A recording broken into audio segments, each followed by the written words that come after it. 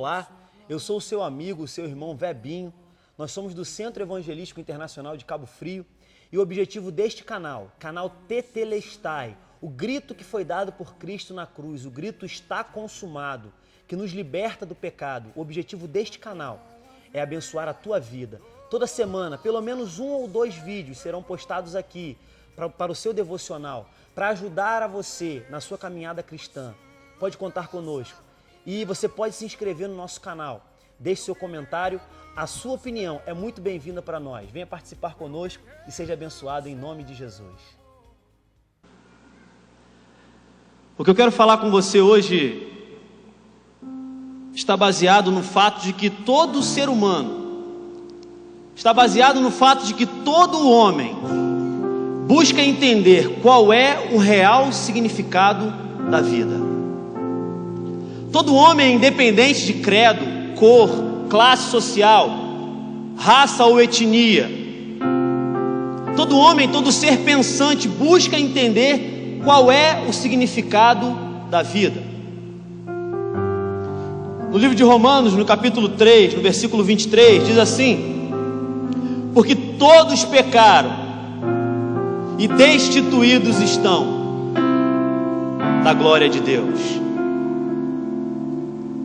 Eu queria pedir a você alguns minutos da sua atenção, minutos esses que podem mudar a história da sua vida, não simplesmente pelo que eu vou falar para você, mas pelo agir do Espírito Santo de Deus.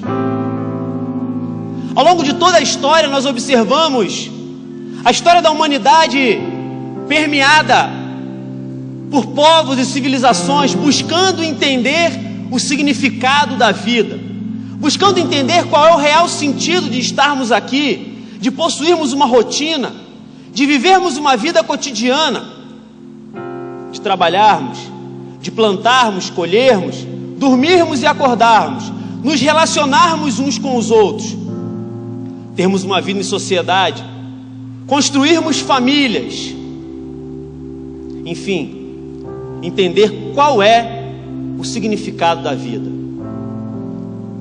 E a cargo de tudo isso, nós observamos várias e várias tentativas do homem de compreender a sua existência, de compreender o que de fato faz parte e constitui aquilo que o homem chama de vida, aquilo que eu e você chamamos de existência. E dessa tentativa surgiram inúmeras possibilidades de coisas que explicassem o sentido da existência do homem. Desse imbróglio surgem as diversas religiões que nós conhecemos no mundo. Desse imbróglio surgem diversas filosofias que tentam colocar o homem, que tentam colocar ao homem e dar a ele a explicação para a sua vida cotidiana.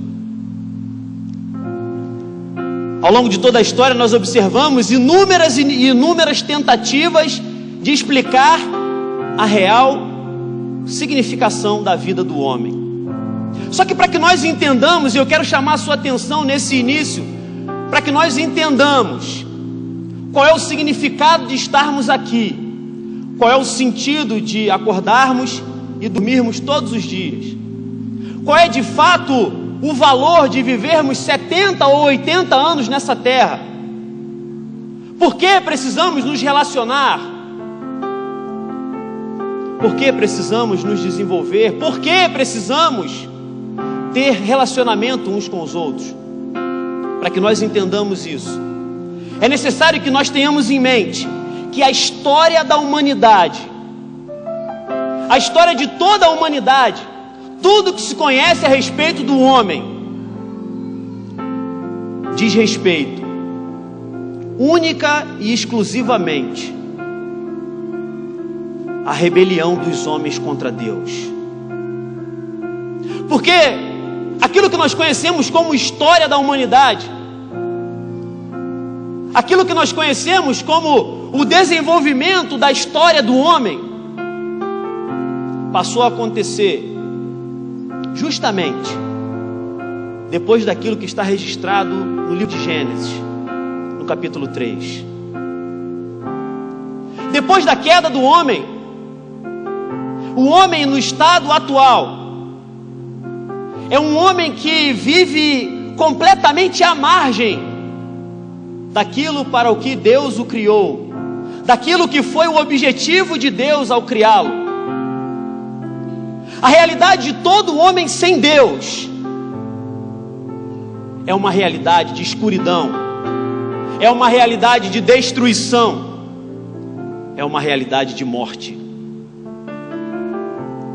A Bíblia nos revela no livro de Provérbios, no capítulo 14, que há caminhos que para o homem parecem bons, mas o final deles é caminho de morte.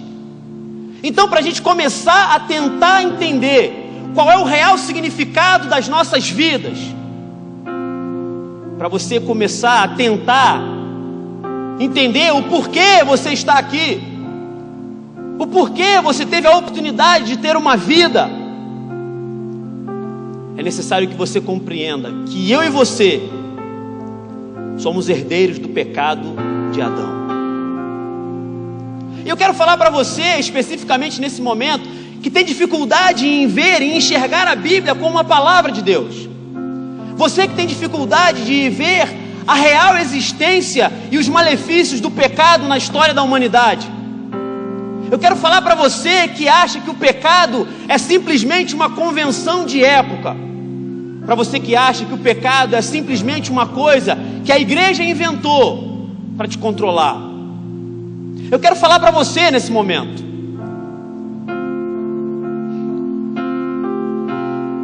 A Bíblia Sagrada, os 66 livros do cânon bíblico, eles foram escritos por aproximadamente 40 autores, num período de mais ou menos 1.600 anos. Cartas que foram escritas e livros que foram escritos por homens que muitos deles nem se conheceram, muitos deles que viveram em regiões completamente distintas e diferentes, em épocas diferentes, culturas diferentes, tempos e períodos históricos completamente diferentes, mas que ao mesmo tempo esses 66 livros convergem de tal ponto a terem os 66 livros um único assunto: o relacionamento do homem com Deus. E ter também esses 66 livros um único objetivo: mostrar para nós Cristo, mostrar para mim e para você a figura de Cristo. Só que se é verdade que nós somos herdeiros dessa cultura pecaminosa, se é verdade que somos herdeiros de uma cultura que traz consigo o pecado na raiz, se é verdade que o pecado não é uma convenção de época, se é verdade que o pecado não é simplesmente algo que a igreja inventou para controlar você, e isso se evidencia de diversas formas. E o pecado, quando é introduzido na história da humanidade, preste atenção no que você vai ouvir. O homem tinha infinitas possibilidades no jardim do Éden. A única coisa, a única vírgula, o único porém que Deus deu ao homem foi que ele não tocasse na árvore do conhecimento do bem e do mal. De repente você pode estar pensando: então Deus não queria que os homens tivessem conhecimento? Então Deus não queria que os homens fossem inteligentes? Quando Deus dá essa restrição ao homem, era justamente para protegê-lo das consequências, e não das consequências de adquirir conhecimento, mas das consequências de toda e qualquer busca de conhecimento à parte de Deus. O princípio de todas as nossas dores, o princípio de tudo que nos leva, tudo que nos afasta de Deus, é a busca por coisas, é a busca por sensações, é a busca por conhecimento fora de Deus. Isso está evidenciado na história do Jardim do Éden. O homem então não aceita essa restrição e vê aquilo como uma coisa muito pesada, transgride então a única norma, a única regra, o único porém, o único se, a única vírgula que Deus havia dado a ele. Mas pensa comigo, é óbvio que era necessário que houvesse algum tipo de restrição, porque senão Deus não seria superior ao homem, senão o homem seria um igual a Deus. Se o homem pudesse todas as coisas igualmente a Deus, o homem seria um igual a Deus. O homem não faria parte da criação, ele seria assim como o Criador. Mas o que me chama mais atenção é que o homem como a coroa da criação, o homem como aquilo que veio para embelezar a criação, Deus não queria que o homem o adorasse como um robô, como um ser autômato, como um ser automático, que não tivesse a possibilidade de fazer algo contrário daquilo. E eu já quero falar para você que eu não vou entrar no debate de predestinação e livre-arbítrio, mas o que eu quero evidenciar para você é que amor com medo não é amor. Amor que não seja um amor livre não é amor, é medo. O homem precisava querer amar a Deus em posse das suas faculdades mentais, em posse do entendimento de que Deus era o melhor para ele. Muitas pessoas vêm até a igreja não porque entendem quem é Deus, não porque de alguma forma entendem que esse é o melhor caminho, mas com medo das consequências que uma vida no mundo podem causar para você, mas com medo daquilo que o inferno, nessa cultura mística em que nós vivemos, com medo daquilo que o inferno e o diabo podem fazer na sua vida. Amor, obrigado, não é amor, é medo. O homem então toca no fruto da árvore. E aí a nossa cultura popular diz que Deus castigou o homem, expulsando-o do jardim do Éden. Quando na verdade, ao observarmos o texto bíblico, nós percebemos que mesmo com a desobediência do homem, Deus mostra o seu cuidado com a criação, Deus mostra o seu cuidado com a coroa da criação. Deus tirou o homem do jardim do Éden para que ele não comesse da árvore da vida. Por quê? Porque estando num estado, estando de uma forma deplorada, estando de uma forma decaída, estando em desobediência, se o homem comesse da árvore da vida, ele viveria eternamente em morte. O estado do homem seria um estado de eterna morte. O cuidado de Deus se evidencia a não permitir que o homem passasse a eternidade vivendo uma vida de morte. E aí então se inaugura aquilo que chamamos de a história dos homens, a história da humanidade. Antes de falarmos qualquer tipo de coisa, precisamos entender que todos pecaram e estão destituídos da glória de Deus. Quantos de nós vêm para a igreja tão cheios de si? Quantos de nós se apresentam diante de Deus tão cheios de convicções, tão cheios de conhecimento, tão cheios de tudo aquilo que a sua capacidade pode lhes proporcionar, que nem ao menos dão a oportunidade, que nem ao menos têm a oportunidade de saber qual é a boa, agradável e perfeita vontade de Deus. Porque eu tenho algo para falar para você. A sua vontade, ela é volátil. A sua vontade muda de acordo com as circunstâncias. Hoje você quer uma coisa, amanhã você quer outra. Hoje o que te agrada é o vermelho, amanhã o que te agrada é o azul. Isso significa que nunca, isso significa que jamais a sua vontade vai chegar nem perto de ser boa. Isso significa que não há a possibilidade da sua vontade ser agradável. Isso significa que não existe a menor possibilidade da sua vontade ser perfeita. Mas a Bíblia, a palavra de Deus evidenciada a nós e comprovada pela história, comprovada pela experimentação, comprovada pela experiência de vida e comprovada pelo próprio Deus, mostra para mim e para você que a vontade de Deus é boa, é agradável e é perfeita. A pergunta que eu lanço para você: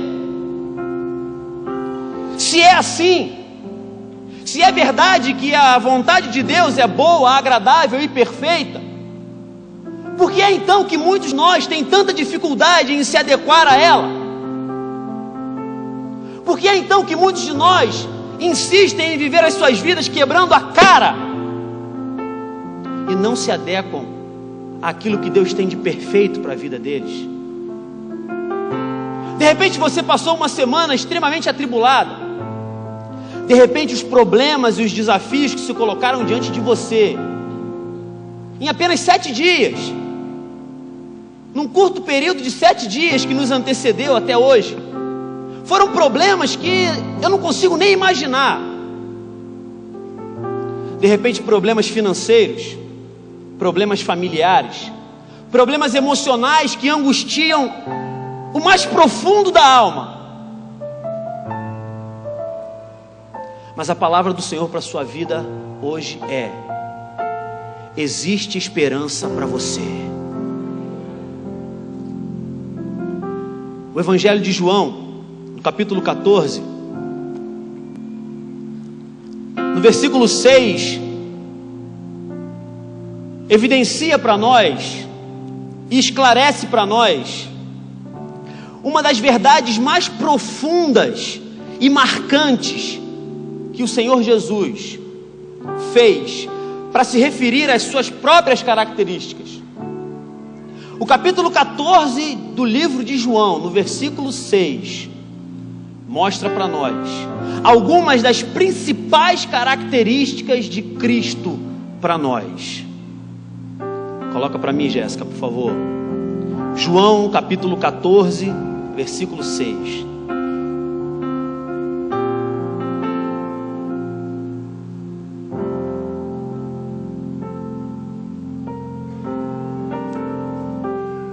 E disse-lhe Jesus: eu sou o caminho, a verdade e a vida, e ninguém vem ao Pai a não ser por mim. E ninguém vem ao Pai a não ser por mim. Eu não sei para você, mas essa para mim é uma das maiores verdades do Evangelho. É uma das verdades mais marcantes e profundas que Jesus falou de si mesmo. Agora, o que significa Jesus ser o caminho? O que significa Jesus ser a verdade? E o que significa, acima de tudo, Jesus ser a vida? E é sobre isso que eu quero falar com você nessa noite. Precisamos entender esses aspectos da pessoa de Cristo para nós. Precisamos entender o que Cristo significa para nós. Mas antes de fazermos isso, precisamos entender quem nós somos. Quem nós somos? A pergunta ressoa. E eu respondo a você: somos todos pecadores que carecem da glória de Deus. Agora, entender que Jesus é o caminho, ele disse: eu sou o caminho. Existem algumas verdades que são reveladas através dessa simples palavra que Jesus utilizou. Quando Jesus diz eu sou o caminho, ele revela, dentre outras coisas, que, primeira coisa, ele não diz eu sou um caminho. Ele não utiliza o artigo indefinido, mas ele usa o artigo definido. Ele não diz um caminho, porque se ele tivesse dito eu sou um caminho, ele abriria a possibilidade de haver outros caminhos. Mas ele diz: eu sou o caminho. E mais, quando ele diz eu sou o caminho, isso na cultura judaica possui uma profundidade muito grande. Quando nós olhamos para o livro de Êxodo, no livro do Êxodo, no capítulo 33, Moisés está num momento de face a face com Deus. E esse momento do capítulo 33 de Êxodo foi o momento em que, logo depois que Moisés desceu do Monte Sinai e encontrou o povo adorando o bezerro de ouro, Moisés então matou aquelas pessoas que estavam em idolatria, em rebeldia contra Deus. Ele quebrou as tábuas da lei. E depois ele desce com novas tábuas da lei. E naquele momento Deus tinha dito a ele que ele enviaria um anjo à frente do povo. Mas Moisés arguiu com Deus e disse: Senhor, se eu achei graça diante de ti, se eu achei mercê diante de ti, eu rogo ao Senhor, eu suplico ao Senhor que o Senhor me faça conhecer o teu caminho. Em algumas traduções, de repente na sua Bíblia vai estar: que me faças conhecer os teus caminhos. Isso não significa que isso está em contradição com o que Jesus disse, não. Os caminhos de Deus, ou o caminho de Deus, explicitam e revelam os desígnios de Deus. Então isso na cultura judaica possui uma profundidade gigantesca, porque falar sobre o caminho de Deus significava falar sobre a revelação do próprio Deus. Significava falar sobre as características e sobre o caráter do próprio Deus, do próprio Senhor, do próprio Criador de todas as coisas e o libertador do povo de Israel. Os judeus que circundavam Jesus nesse momento, e aqueles discípulos que estavam com ele, quando ele diz: eu sou o caminho, ele estava nada mais nada menos do que dizendo: eu sou aquele que Moisés pediu a Deus para que conhecesse. Existem alguns estudiosos que negam a divindade de Cristo, que negam o caminho do cristianismo, porque dizem que Jesus nunca atribuiu a si as características de Deus, que na verdade essa é uma invenção do cristianismo tardio, que essa é uma invenção do cristianismo pós-apostólico. Ver Jesus como Deus é uma invenção dos apóstolos e dos discípulos de Cristo. Por quê? Porque Jesus nunca tinha atribuído a si as características de Deus. Só que isso é uma mentira, isso é uma inverdade, isso é uma falácia. Porque quando nós confrontamos o texto bíblico, a cultura judaica e as verdades que eles achavam naquela época, quando Cristo diz: eu sou o caminho, Ele está dizendo: eu sou a revelação do próprio Deus. Eu sou a revelação do próprio Deus. Ele diz: eu sou o caminho. E existe um detalhe muito mais interessante do que esse. O simples fato de Jesus dizer a frase, a expressão eu sou. Quando nós voltamos um pouco mais no livro de Êxodo, no capítulo 3, Moisés, na experiência da sarça ardente, Deus falando com ele, e ele diz: Senhor, tudo bem, o Senhor está me mandando ir lá libertar o povo, mas quando os filhos de Israel me perguntarem quem me enviou, o que eu vou dizer? O que eu vou dizer para o teu povo, Senhor, quando eles me perguntarem quem me enviou? E Deus responde: eu sou o que sou. Quando os filhos de Israel te perguntarem quem te enviou, você vai dizer: eu sou, me enviou até vós. A expressão eu sou era uma expressão que só era usada para designar e caracterizar a figura de Deus. A própria palavra Yahvé, o tetragrama no hebraico, ele se refere ao verbo ser na terceira pessoa, aquele que é. Quando Cristo diz, eu sou o caminho, ele está gritando em alto e bom som, e a sua voz ressoa através dos séculos, pela boca dos seus discípulos, em alto e bom som, dizendo, Jesus Cristo é o Senhor. Jesus Cristo é a revelação do próprio Deus. Ele é a revelação de Deus para a humanidade. Ele diz, eu sou o caminho. Não existem outras possibilidades. Estar fora de Cristo não é estar trilhando um outro caminho. Estar fora de Cristo é estar à margem do caminho.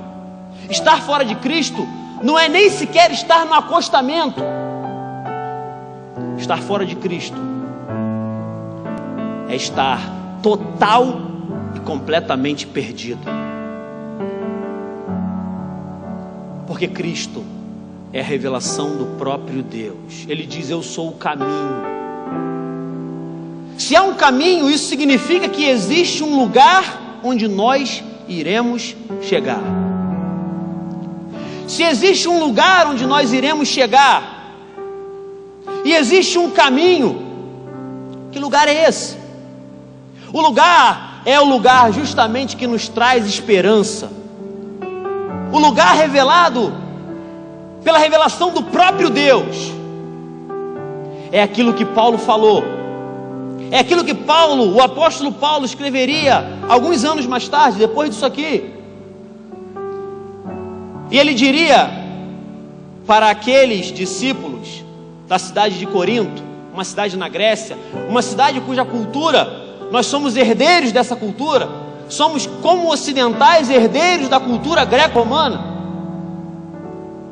E assim como aquelas pessoas daquela época, também hoje, estamos sujeitos a desafios, às intempéries da vida, estamos sujeitos a problemas.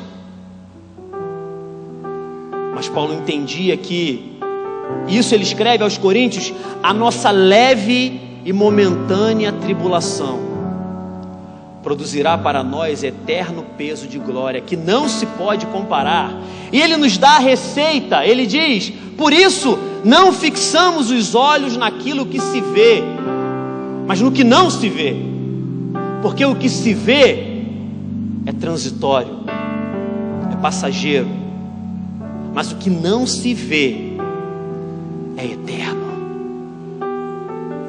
A glória que nos espera, lado a lado com o Senhor, face a face com o Senhor, é algo que não se pode comparar a nenhum tipo de coisa que você possa viver nessa terra.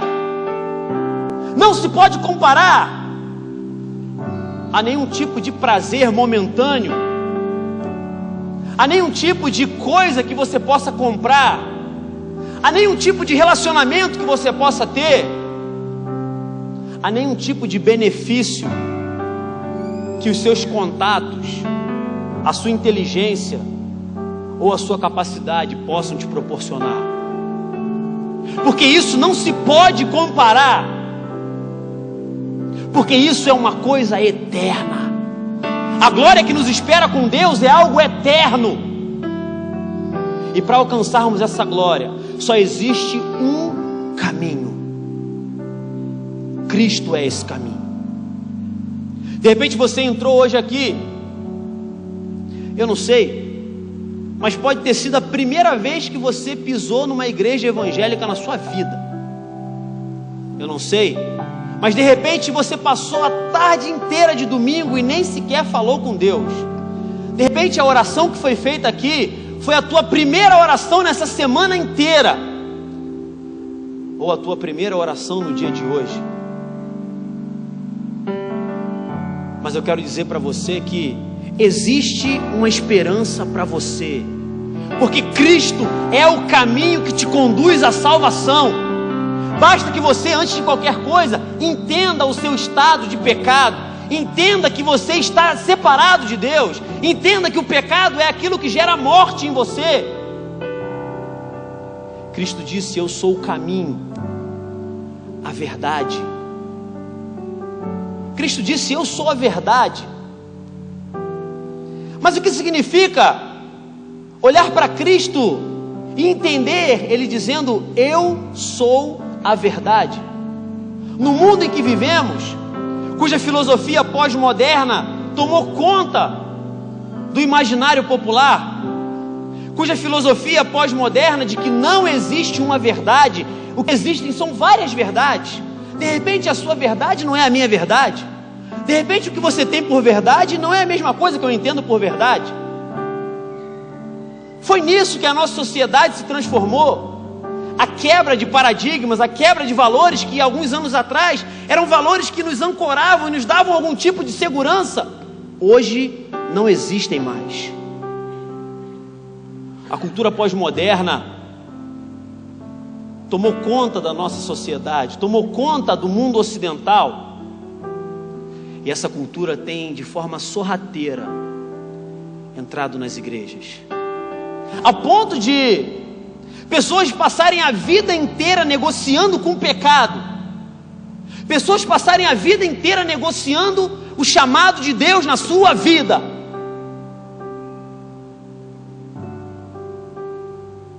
Com simples subterfúgio de que, essa é a minha verdade, sabe?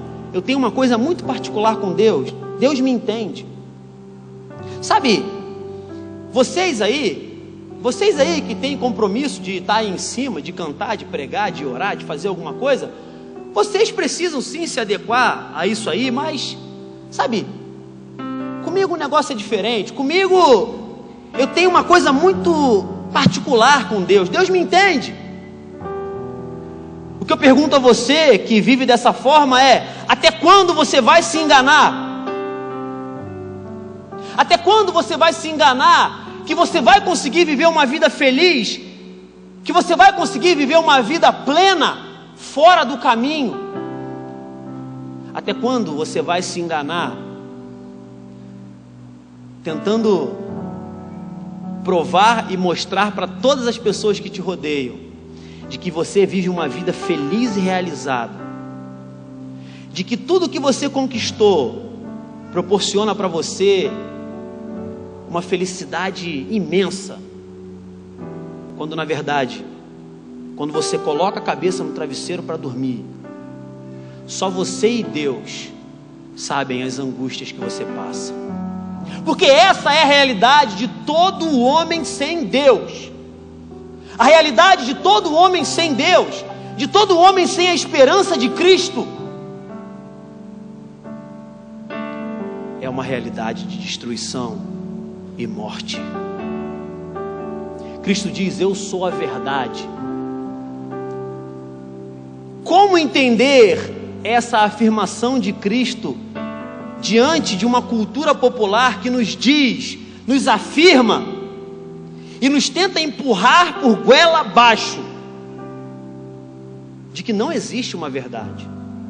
Sabe, esse conceito de verdade absoluta, é o que diz a nossa cultura, esse conceito de verdade absoluta é um conceito extremamente retrógrado. É um conceito que teve final depois da Segunda Guerra Mundial, porque entendemos que existem inúmeras e infinitas possibilidades. O que vale é você viver o que te faz feliz, independente das consequências. E muitos de nós têm acreditado nisso. Muitos de nós têm acreditado nessa mentira. Porque, eu não sei você, mas quando eu estava na escola, eu estudei uma coisa chamada sinônimo e antônimo. Sinônimo são duas palavras que possuem o mesmo significado. E antônimo são palavras que possuem significados opostos. Eu aprendi que o antônimo de verdade é mentira. Então, como podem duas coisas diametralmente opostas serem ambas igualmente verdade? Como pode a cultura do mundo que grita contra Deus ser igualmente verdade com a palavra de Deus, que diz que Jesus é Deus? Como pode? Como pode entrarmos na igreja no domingo à noite, levantarmos as nossas mãos, orarmos,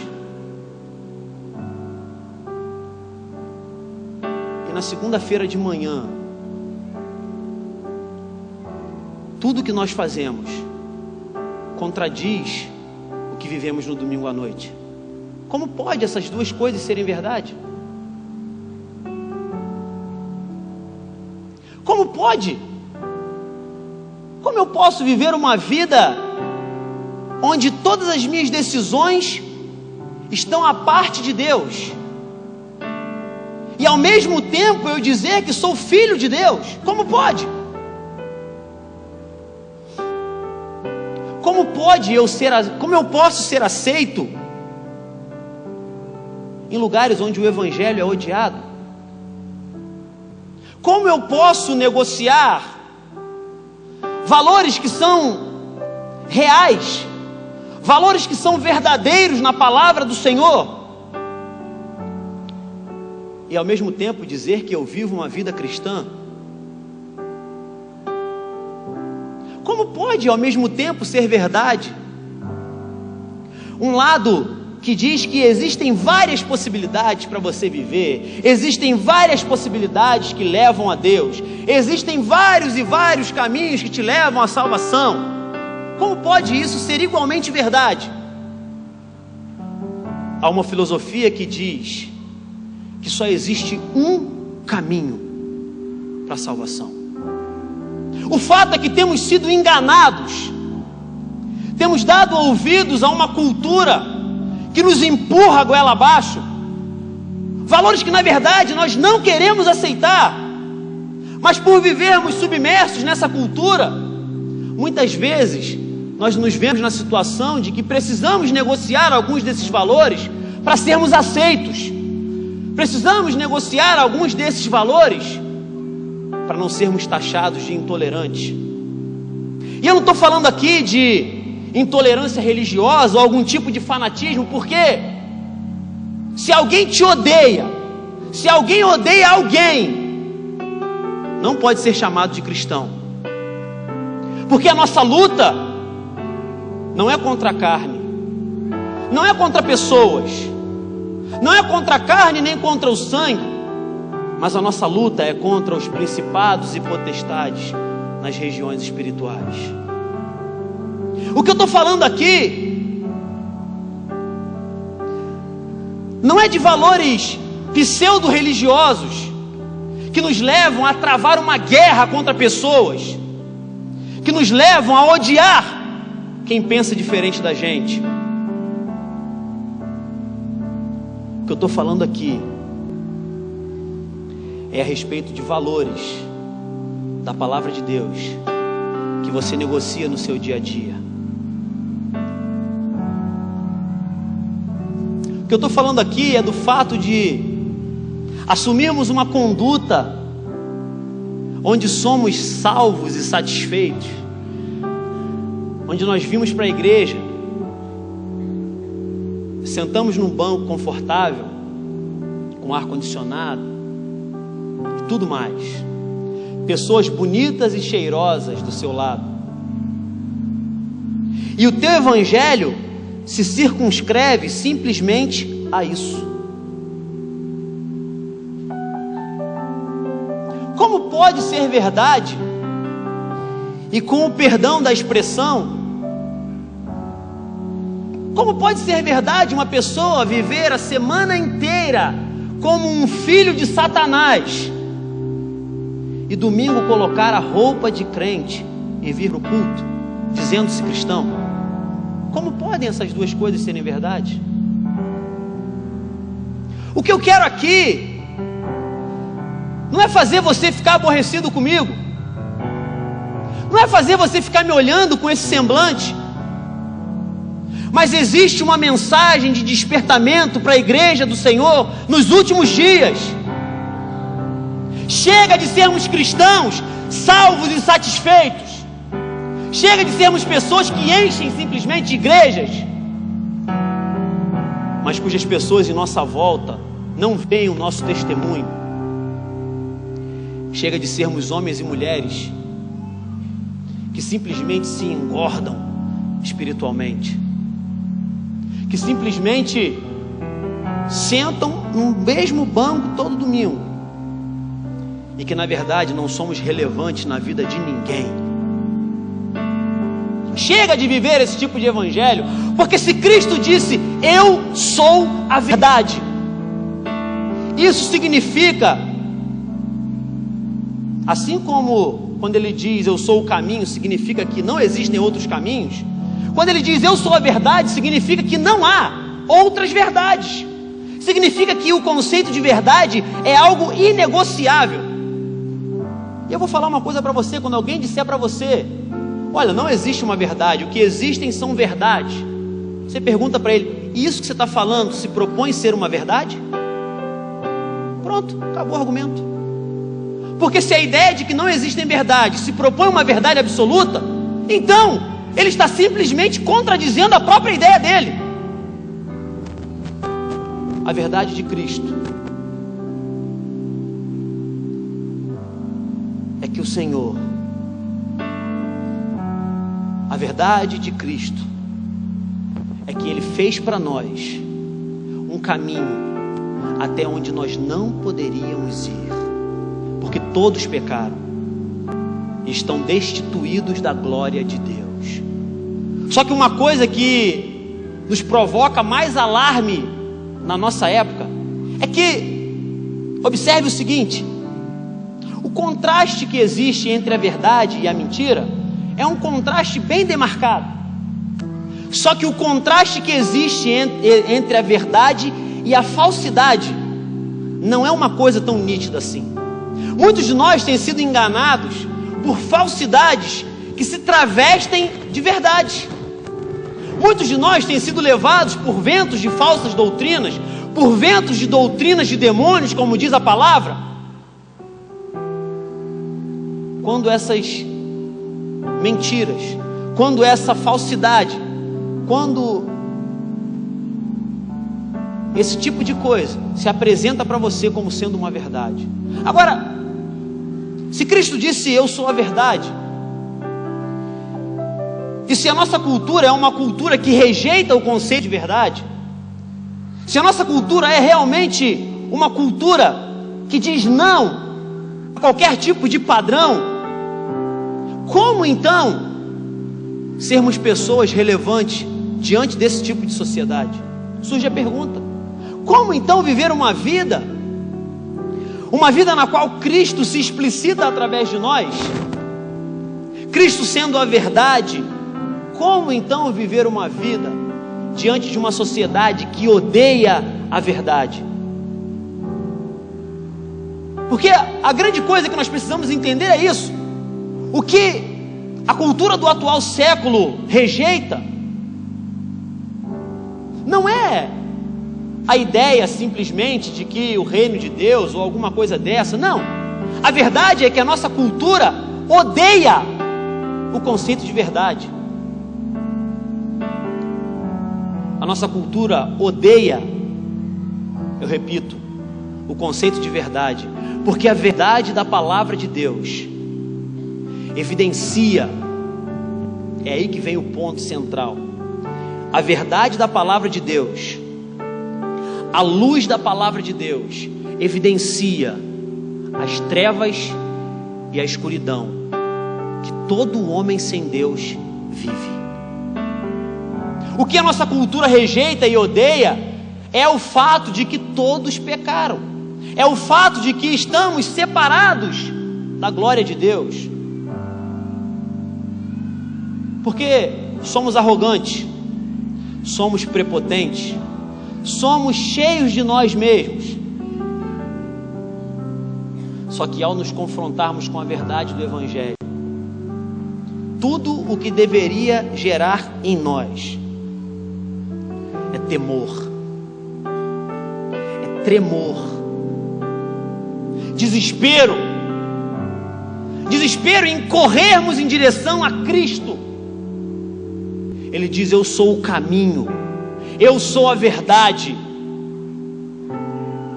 E muito mais importante de qualquer coisa, do que qualquer coisa, ele diz: eu sou a vida. Existe uma coisa muito interessante que eu quero chamar a sua atenção. Ele não diz: eu sou uma fonte de vida. Não, é muito mais profundo. Ele diz: eu sou a vida. Isso significa, meu irmão, que fora de Cristo não existe vida. Isso significa que fora de Cristo estaríamos com todos os tipos de problemas com o Deus vivo, porque todos pecaram. E se o salário do pecado é a morte, é fácil você entender isso. A Bíblia, a palavra de Deus nos revela que o salário do pecado é a morte. Logo, se Cristo é a vida, e Ele é o único que consegue nos conduzir à salvação, todo o que não estiver nele não tem vida, porque Ele é o único meio, é o único caminho de nos conduzir à vida. E é uma vida não simplesmente num sentido existencial, é uma vida não simplesmente no sentido de existir, mas é a vida eterna com Deus. Porque uma verdade que muitos de nós recalcitram em aceitar, muitos de nós têm uma certa teimosia em aceitar, é que todos os que estão aqui dentro, todos nós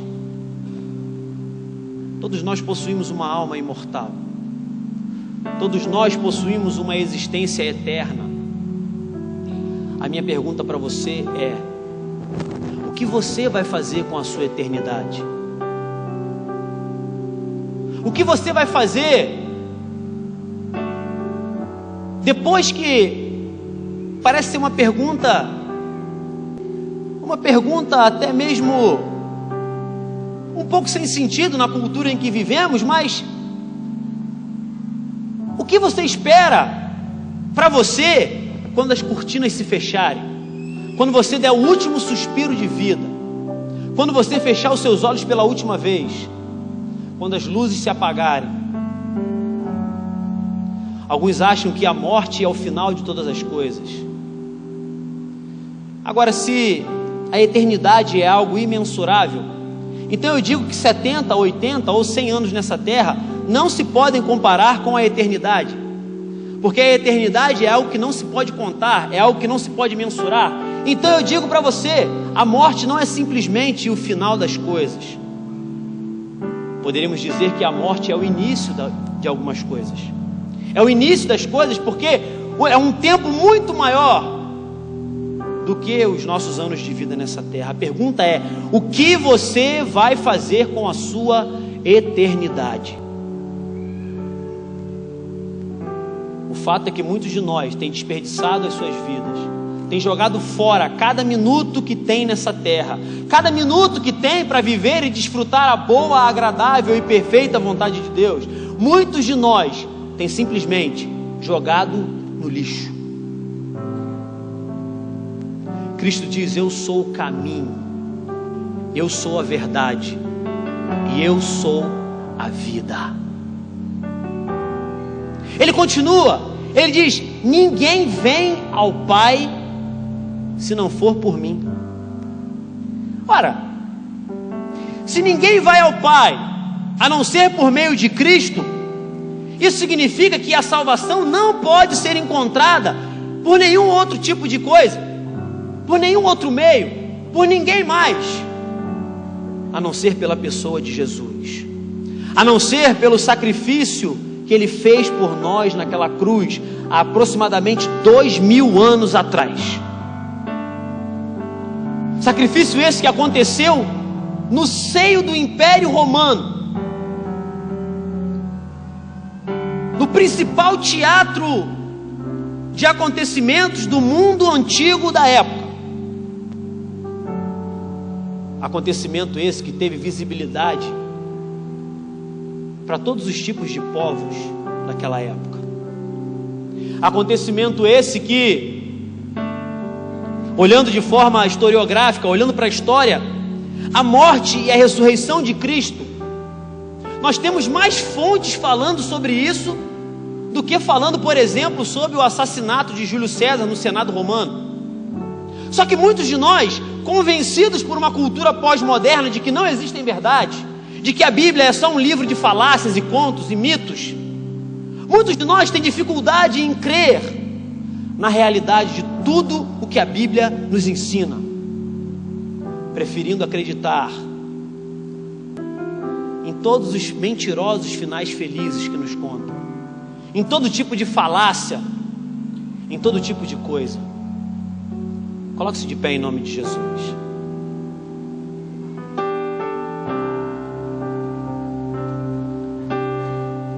Eu finalizo a minha mensagem citando as palavras do apóstolo Paulo ao seu filho na fé, Timóteo.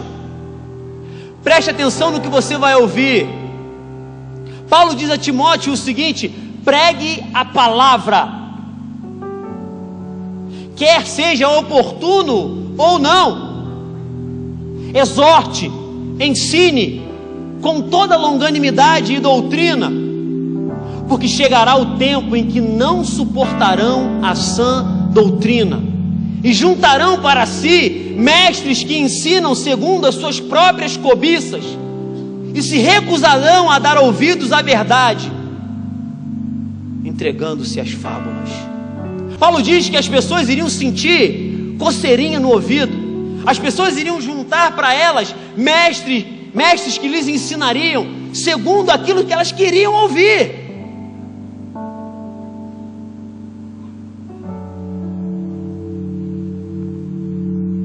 Quando na verdade só existe uma verdade, e o nome dessa verdade, meu irmão, essa verdade se chama Jesus Cristo.